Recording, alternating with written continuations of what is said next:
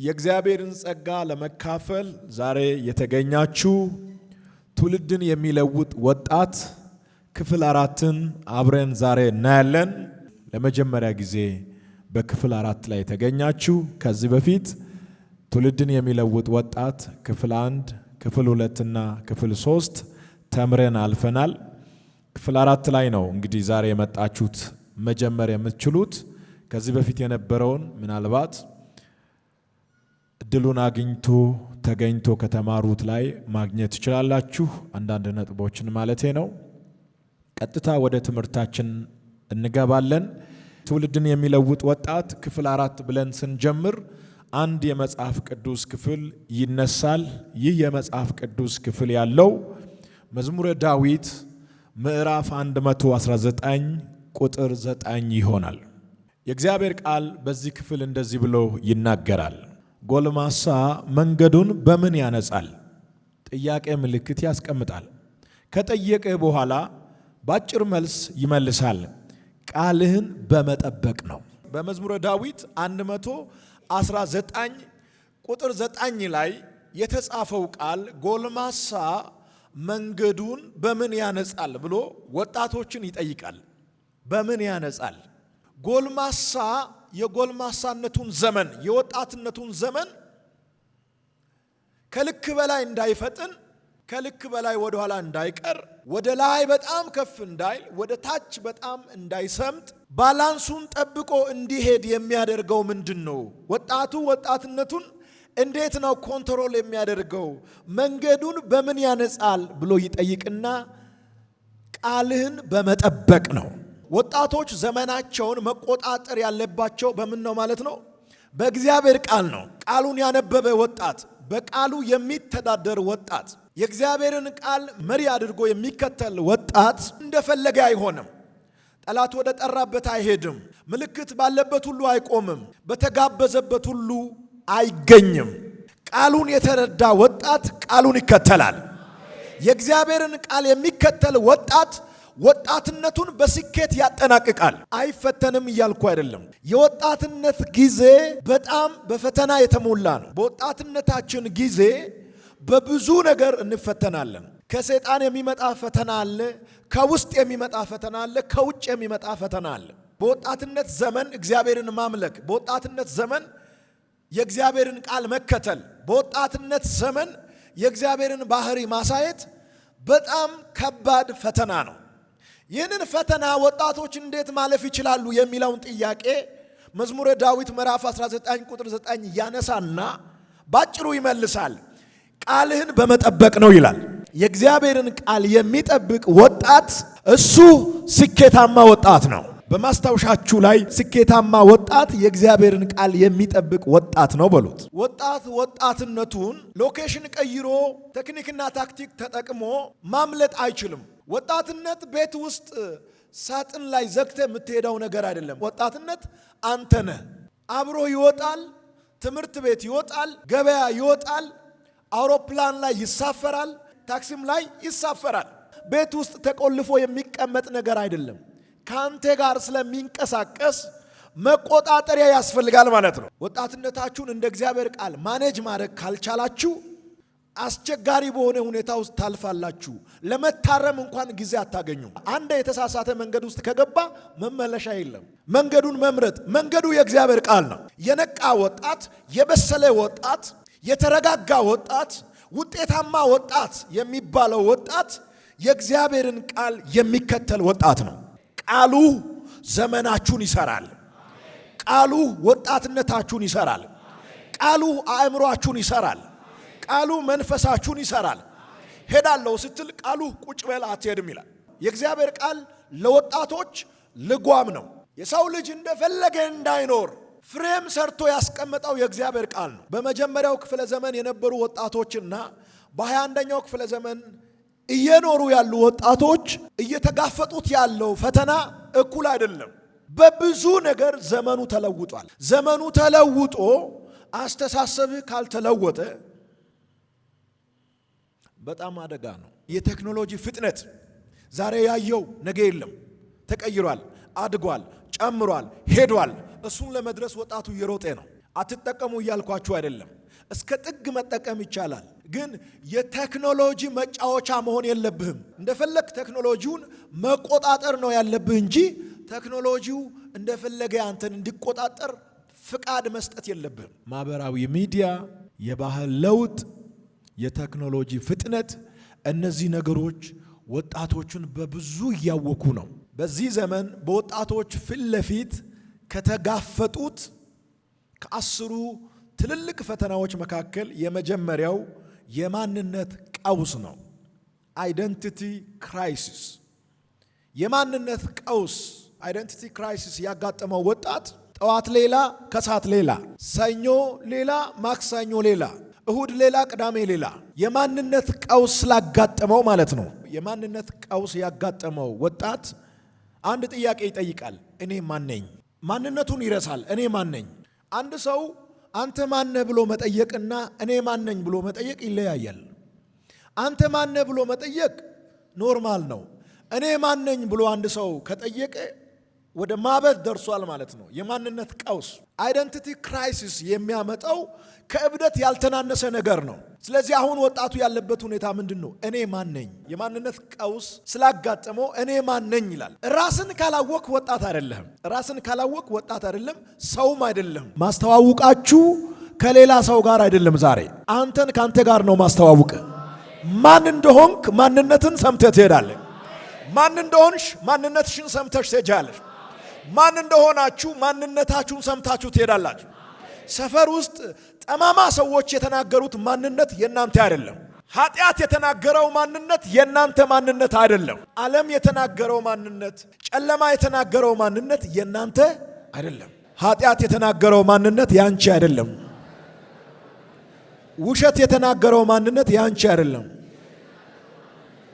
ጨለማ የተናገረው ማንነት ያንቺ አይደለም። ማንነታችሁን የሚያሳይ ትክክለኛው ቦታ የእግዚአብሔር ቃል ነው። እኔ ማን ነኝ ብሎ ለሚጠይቅ ወጣት የእግዚአብሔር ቃል ምን ይላል? የማንነት ቀውስ ላጋጠመው ወጣት ቃሉ ምን ይላል? አንዳንድ ወጣቶች ማንነታቸውን በሰዎች አስተያየት ይለካሉ። አንዳንድ ወጣቶች በውጫዊ ፓርቲ ይለካሉ፣ በጫማ ይለካሉ፣ በልብስ ይለካሉ። አንዳንድ ወጣቶች በፀጉር ይለካሉ። አንዳንድ ወጣቶች በመልክ ይለካሉ። ያንተ ማንነት የለበስከው ልብስ አይደለም። ሰውነትሽን የሚሸፍን ጨርቅ እንጂ ልብስ የማንነት መለኪያ አይደለም። የኔ ማንነት በጨርቅ አይለካም ይበል አንድ ወጣት። እኔ የምትለው ከማንነት ተነስተህ ነው። ማንነት ከሌለህ አንተ የምትባል ሰው የለህም። እኔ ብለህ ራስን መጥራት የምትችለው ማንነት ስኖርህ ነው። ማንነትህን ደግሞ የእግዚአብሔር ቃል አስቀምጧል። ማንነታችሁን በመኪና አትለኩ። ማንነታችሁን በገንዘብ አትለኩ። የማንነት ቀውስ ያጋጠማቸው ወጣቶች ከላይ በሚታየው ነገር ማንነታቸውን ይለካሉ። የማንነት ቀውስ ያጋጠማቸው ወጣቶች በሰው አስተያየት ማንነታቸውን ይለካሉ። ያንተ ማንነት በሰው ንግግር የሚገለጽ አይደለም። ቃሉ እዚህ ያስቀምጧል። እሱን ነው ማሳይ። አሁን እዚህ ውስጥ በማንነት ቀውስ ውስጥ ያለ ወጣት ካለ ዛሬ ከሰዓት በኋላ ይወጣል። ትውልድን የሚለውጥ ወጣት ክፍል 4 ውስጥ የምናነሳው ሐሳብ የቃሉ ዋናው ክፍል የሚገኘው በመዝሙረ ዳዊት ምዕራፍ 119 ቁጥር 9 ላይ ነው። ጎልማሳ መንገዱን በምን ያነጻል ብሎ ይጠይቅና ቃልህን በመጠበቅ ነው ይላል። ማንነታችሁ የሚወሰነው በምትነዱት መኪና አይደለም። እሱ መኪና እኔን አያሳየኝም። እኔን ከዚህ ወደ ጀሞ ያደርሰኛል እንጂ የኔን ማንነት አይናገርም። በእግር ስለምትሄድ ያንተ ማንነት ነው ማለት አይደለም። በአውሮፕላን ብትሄድ፣ አውሮፕላን ብትገዛ ያንተ ማንነት በዛ አይለካም። በምድር ካሉ ቴክኖሎጂዎች ሁሉ ያንተ ማንነት ይበልጣል። የኔ ማንነት የሚወሰነው በኢየሱስ ክርስቶስ ነው። ማንነቴ ኢየሱስ ነው። የናንተ ያልሆነ ስም ሰጥቶ በዛ ስም የሚጠሩ ሰዎች አሉ። ጎረቤታችን ውስጥ በምንኖርበት አካባቢ የኛ ያልሆነ ስም ሰጥተውን በግድ ስማችን ባልሆነ ስም የሚጠሩን ሰዎች አሉ። እነሱ ስለጠሩን የኛ ማንነት እሱ ነው ማለት አይደለም።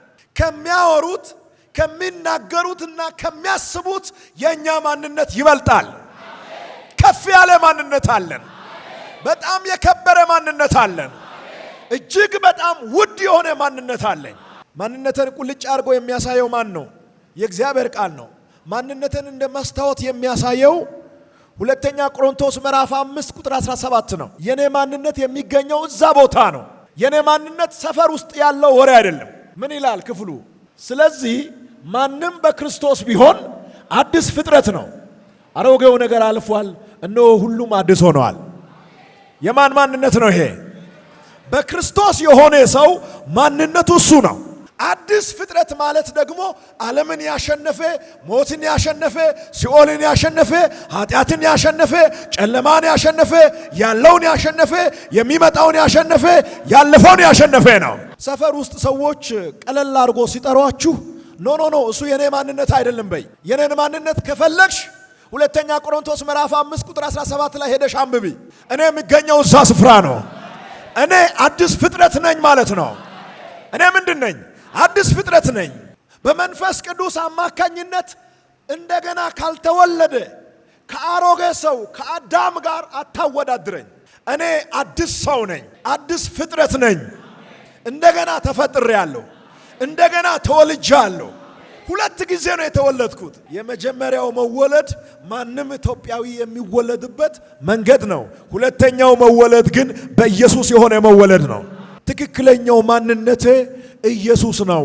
ሁለተኛ ቆሮንቶስ ምዕራፍ 5 ቁጥር 17 ላይ ማንም በክርስቶስ ቢሆን አዲስ ፍጥረት ነው ብሎ ያለው ይህ ቃል ምን እያለ ነው? በክርስቶስ የሆነ ሁሉ አዲስ ፍጥረት ነው ብሎ ቃሉ ከተናገረ ጻፍና ያዝ። የመጀመሪያው ያንተ ማንነት አንተ የእግዚአብሔር ልጅ ነህ። እኔ ማን ነኝ የሚል ወጣት ካለ አንተ የእግዚአብሔር ልጅ ነህ። ጻፉና ያዙ። የተመረጥኩ ነኝ የኔ ማንነት ነው። የተጣልኩ አይደለም። ሰፈር ውስጥ ሰዎች የሚያወሩት ወሬ የኔ ማንነት አይደለም። ሁኔታ የሚያወራው ወሬ የኔ ማንነት አይደለም። የኔ ማንነት የእግዚአብሔር ልጅነት ነው። ሁለተኛው የኔ ማንነት የተመረጥኩ ሰው ነኝ። ክርስቶስ ከዓለም ውስጥ መርጦ ወደ ራሱ አምጥቶኛል። ስለዚህ ሁለተኛው የተመረጥኩ ነኝ። ሶስተኛው የተወደድክ ነህ። ያንተ ማንነት ነው። የተወደድኩ ነህ ብለህ መጻፍ ትችላለህ። አራተኛውና የመጨረሻው ዋጋ ያለህ ነህ። ሰይጣን መጥቶ ዋጋ የለሽም፣ ወድቀሻል፣ ተሸንፈሻል፣ ተበላሽተሻል፣ ሰው አትሆኝም እያለሽ ነው። ከበረዶ በላይ ነጭ አርጎ ኢያሱን እንደገና ያቆመ አምላክ ልብሱ ተበላሽቷል ተብሎ የተከሰሰውን ካህኑ ኢያሱን መጎናጸፊያውን ቀይሮ ካባውን ቀይሮ እንደገና ክህነቱን እንዲቀጥል ያደረገ የእስራኤል አምላክ ጠላት የሚከስበትን እናንተ ጋር ያለውን አሮጌውን መደረቢያ፣ አሮጌውን መጎናጸፊያ፣ አሮጌውን ካባ በቅባቱ ይቀይራል፣ በደሙ ይቀይራል፣ በቃሉ ይቀይራል። በጠላት ፊት እንደገና የሚቆም ወጣት ይታየኛል። ከማንነት ቀውስ የወጣ ወጣት፣ እሱ ወጣት ፓወርፉል ነው። የማንነት ቀውስ በጣም ከባድ ነው። የማንነት ቀውስ ያጋጠመው ወጣት ሲወጣም ሲገባም እኔ ማን ነኝ? እየተማረ ነው። እኔ ማን ነኝ? ተምሮ አይረካም። ገንዘብ አግኝቶ አይረካም። መኪና ገዝቶ አይረካም። አግብቶ አይረካም። ልጅ ወልዶ አይረካም። ለምን? ራሱን ስላላወቀ። ወጣት መርካት የሚችለው ማንነቱን ሲያገኝ ነው። ተረጋግቶ የሚቀመጠው ገንዘብ አይደለም የሚያረጋጋችሁ፣ እውቀት አይደለም የሚያረጋጋችሁ፣ አሜሪካና አውሮፓ መዞር አይደለም የሚያረጋጋችሁ። መረጋጋት የምትችለው ማንነትን ስታገኝ ነው። አሁን ማንነታችሁን አግኝታችኋል። የመጀመሪያው አንተ የእግዚአብሔር ልጅ ነህ። ሁለተኛው አንተ የተመረጥክ ነህ። እየነገርኩ ያለው የአንተ ማንነት ነው። ሶስተኛው የተወደድክ ነህ። አራተኛው ዋጋ ያለህ ነህ። የእግዚአብሔር ልጅ ነኝ ብሎ ባመነ ወጣት ላይ በሁለተኛ ቆሮንቶስ ምዕራፍ 5 ቁጥር 17 ላይ የተጻፈውን ቃል ተረድቶ እንደገና የተወለድኩ አዲስ ፍጥረት ነኝ፣ እኔ የእግዚአብሔር ልጅ ነኝ ብሎ በተቀመጠው ወጣት ላይ ሰይጣን መሰልጠን አይችልም። ማንነቱን አውቋላ። እኔ የእግዚአብሔር ልጅ ነኝ ስትል ተከትሎ ምን ይመጣል? የተመረጥኩ ነኝ። አዲስ ፍጥረት የእግዚአብሔር ልጅ የተመረጠ የተወደደ ዋጋ የማንነት ቀውስ እንዲያጋጥም ስለሚፈልግ ሰይጣን መጥቶ ልብስ የለህም፣ ገንዘብ የለህም፣ ትዳር የለህም፣ ሀብት የለህም ይላል። ያንተ ማንነት ሀብት እንደሆነ ይነግራል፣ ግን ውሸት ነው። ያንተ ማንነት መልካም ጥሩ ቤተሰብ ሀብታም ቤተሰብ እንደሆነ ይናገራል፣ ውሸት ነው። ማንነታችሁ እሱ አይደለም። ማንነታችሁ እንደገና መወለድ ነው። ማንነታችሁ የእግዚአብሔር ልጅ መሆን ነው። ማንነታችሁ መመረጥ ነው። ማንነታችሁ መወደድ ነው። ማንነታችሁ ዋጋ መኖር ነው። መወደዱን ያወቀ ወጣት፣ ዋጋ መኖሩን ያወቀ ወጣት ተራ ወጣት አይደለም፣ ተልካሻ ወጣትም አይደለም። እጅግ በጣም የከበረ ነው። 15 ብር ኪሱ ውስጥ ይዟል፣ ግን አካሄዱ ያስገርማል። በጣም ይዘነጣል። ማንነቱን ያቃላ፣ ማንም አያሸማቅቀውም። አጠገቡ በጣም ብዙ ዘመናዊ መኪናዎች እያለፉ የታክሲ ሳይኖረው ግን ጉራው ሌላ ነው። ሰማይ አይቶ ይሄዳል። ለምን? ማንነቱን ያቃላ። ማንነትህ መኪና ሳይሆን ኢየሱስ ነው። ማንነትህ ሰማያዊነት ነው። ዜግነትህ ከላይ ነው። የተከበርኩ ሰው ነኝ፣ እኔ የእግዚአብሔር ልጅ ነኝ። ያልተረዱ ሰዎች ወጣት ስለሆንክ ጉረኛ እንደሆንክ ሊያስቡ ይችላሉ፣ ግን አይደለም። ማንነትን ያወቅክ ወጣት ነህ። ባይዘው የማን ልጅ እንደሆንክ የገባህ ቀን፣ የማን ልጅ እንደሆንሽ፣ አባትሽ ማን እንደሆነ፣ ፈጣሪሽ ማን እንደሆነ፣ ያዳነሽ፣ የወለደሽ፣ የሰራሽ፣ ያበጀሽ፣ አፍንጫሽን፣ አፍሽን፣ ሰውነትሽን በእጁ ይዞ የሰራ፣ በእጁ ያበጀሽ፣ እፍ ብሎ እስተንፋሱን ያካፈለልሽ ማን እንደሆነ ሲገባሽ፣ አቤት የሚሰማሽ ኃይል፣ የሚሰማሽ ክብር። ብሩም ወርቁም የኔ ነው ያለው እግዚአብሔር አባቴ ነው። ማንነቴ ያለው እሱ ውስጥ ነው። እኔን የሚፈልግ ሰው እዛ ይፈልግ። እኔን የሚፈልግ ሰው እዛ ይፈልግ። እኔን የሚፈልግ ሰው እዛ ይፈልግ። ማንም በክርስቶስ ቢሆን አዲስ ፍጥረት ነው።